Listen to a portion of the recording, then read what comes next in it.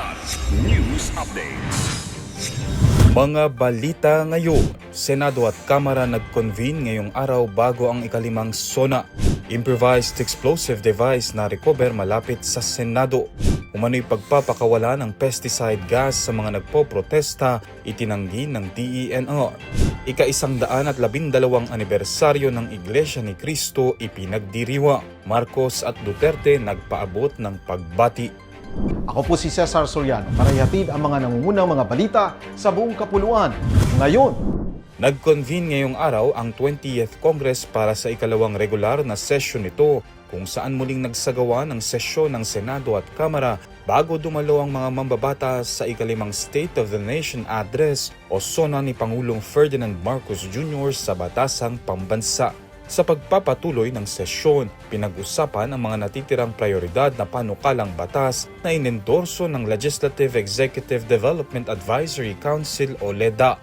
Kabilang sa mga prioridad na panukala na nananatiling nakabinbin ang National Center for Geriatric Health Act, Basic Education Voucher Program Act, Right to Information Act, at Assistance to Individuals in Crisis Situations o AICS Act. Samantala, pansamantalang isinara ang kahabaan ng J.W. Joknov Boulevard malapit sa gusali ng Senado sa Pasay City matapos matagpuan ngayong araw ang isang hinihinalang Improvised Explosive Device o IED. Agad itong inalis ng mga otoridad at isinailalim sa pagsusuri habang nagpapatuloy ang investigasyon ng Philippine National Police. Pinabulaanan ng Department of Environment and Natural Resources o DENR ang kumakalat na aligasyong nagpakawala ito ng pesticide gas laban sa mga nagpoprotesta sa harap ng kanilang central office sa Quezon City. Ayon sa ahensya, ang mist na makikita sa isang viral video ay bahagi ng regular na defogging at disinfection activity na isinasagawa tuwing linggo.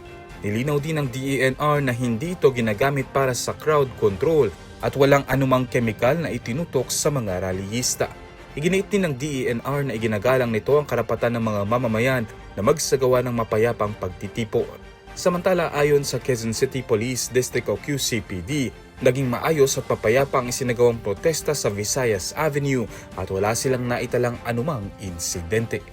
Sabay-sabay na sinalubong ng mga miyembro ng Iglesia ni Cristo o INC ang ika-112 anibersaryo nito sa iba't ibang lugar sa pamamagitan ng pagpapailaw ng mga kapilya pagpatak ng alas 12 ng madaling araw.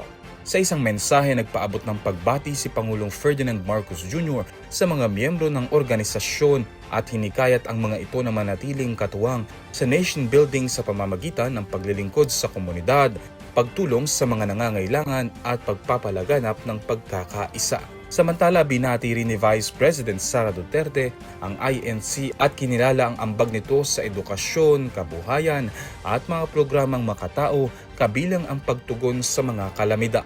Umaasa rin siya na magpapatuloy ang pakikipagtulungan ng organisasyon sa pamahalaan para sa mas ligtas at mas maunlad na bansa.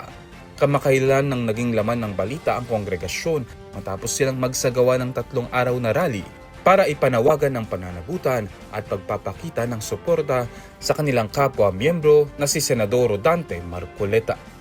Para sa Kidlat News Channel, ako si Renza Lenon, nag-uula. ako po si Cesar Soriano, kasama nyo sa bawat pagputo ng balita.